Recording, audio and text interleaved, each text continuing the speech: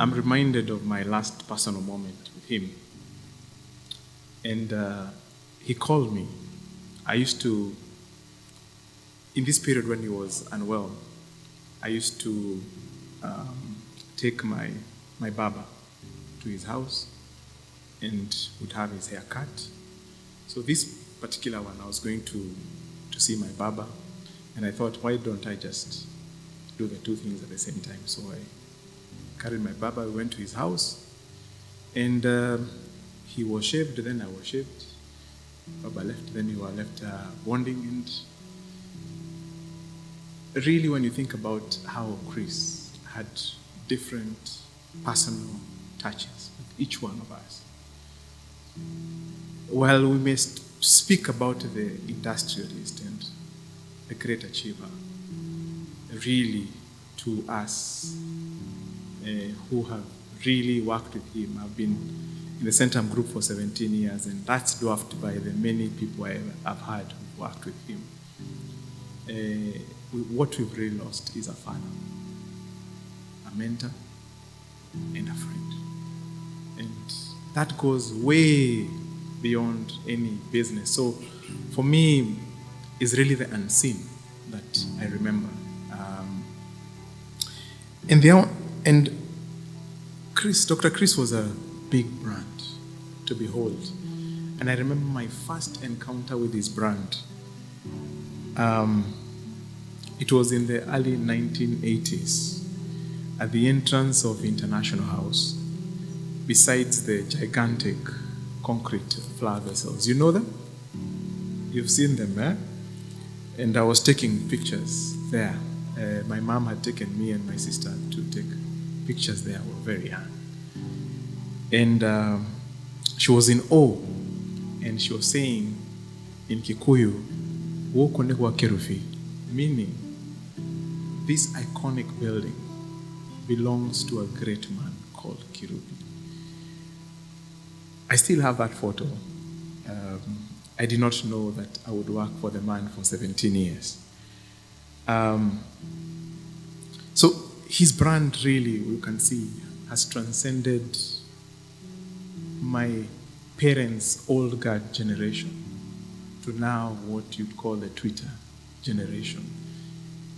And that's something that is very, very special about him, that he connected with the 15, 13-year-olds and still connect with the 80-year-olds.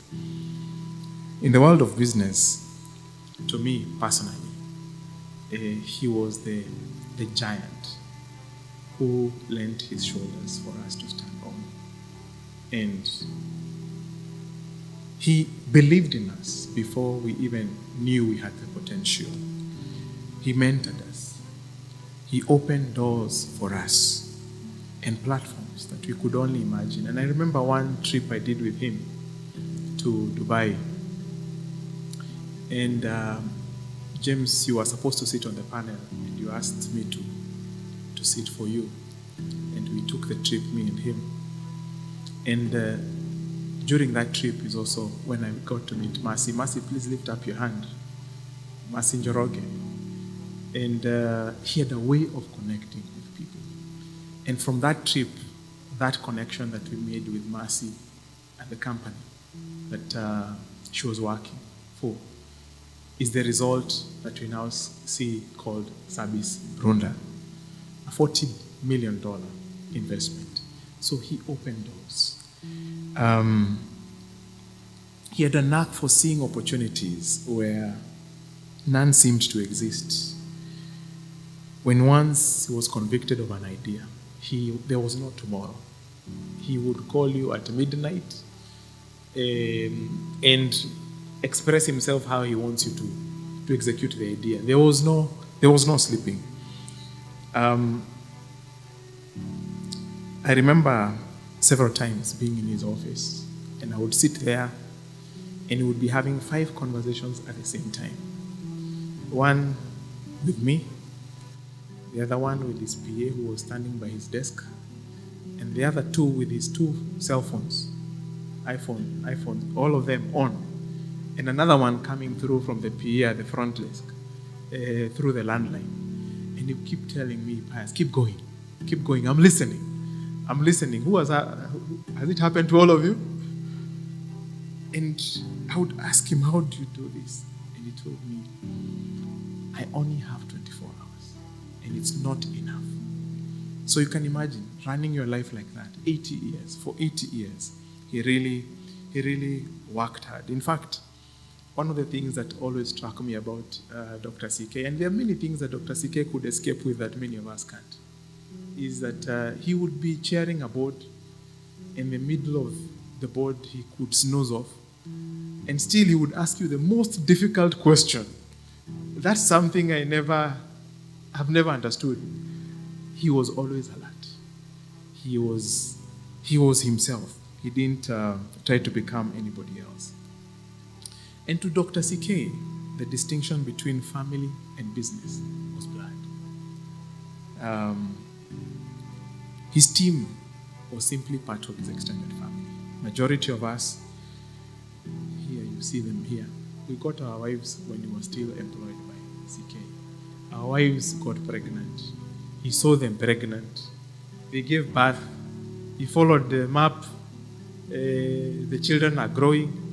And he was always, the last time he asked me, but how many children do you have now? I said 4. He said, hey, you are really fruitful.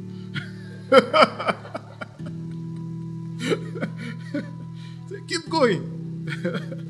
Keep going. And he would be interested. He'd be like, can you show me the photo of your last born? Can you show? He was really personal. And when my second-born son heard about his passing, he's called Lemuel, who today is at service, thanks to him. He said, he asked this question, what will happen to the golden swords? Because the last time he was there, children know how to explore a house more than us. And they discovered some golden swords, and he was very happy to show them. What will happen to the golden swords? What will happen to the nice cars? Because he really loves cars. So it was personal. CK was personal. It was business and family blended together. There was no distinction. And of course, he used to call me my bishop. And during this time of illness, I've worked very closely with him. And I remember when he was going to Boston for his treatment, I asked myself, how can I support him? And the one thing that really I felt passionately to do was to buy him a Bible. And I bought him a Bible, I packed him nicely, and it was one of the things that was packed by his PAs. And I followed up, and he was constantly reading the book of Psalms. He was seeking. This man was seeking. So, and he if you got time with him, he would tell you his perspective of God. He was not religious. He was spiritual, which is more important. He attributed all his success to God. And he kept telling me, Pius, I know my calling. And my calling is to help people. My calling, I am here to help people. And to help, he did.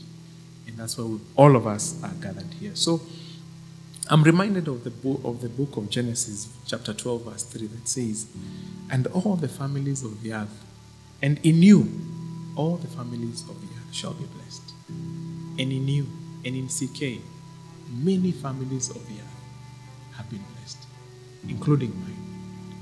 And I count myself blessed that I am not reading about him, that I have been with him in the real life action every other day. Working with Dr. CK has been a front row business and life masterclass experience, and I will be forever grateful. Condolences to his family, to Marianne, to Andrew, to Robert. We'll stand by him. We are his children. We carry part of his DNA going forward. So, fare thee well, Daktari. We'll continue with the work, with the enjoying, and with seeking. God bless you. Thank you so much, Pius. I want to invite Wambua, but before I do that, the good thing with being the MC is that you can insert yourself into the program. So I have inserted myself. My relationship with CK is not as old or as developed as some of those that have been described here. But I've been a follower of this group for a long time before I joined the group. Because my friend Moria joined this group just out of university. And so I remember one day, and I can't remember the circumstances of that conversation that I was having with him. And I asked him, what is it like to work with CK? And Moria said,